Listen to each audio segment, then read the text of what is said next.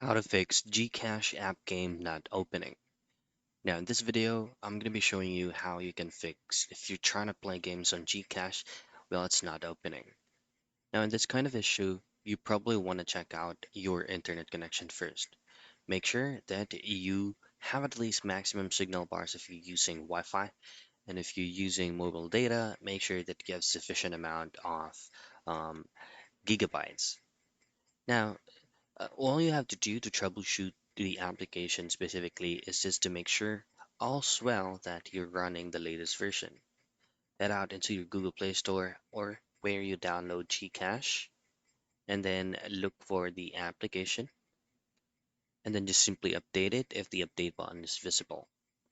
Next is to tap and hold on the Gcash icon, then on the I logo that will redirect you into app info. Scroll down and then under usage, tap on storage and choose on clear data and choose on clear cache as well. This will reset all the unnecessary files that you have on your Gcash application.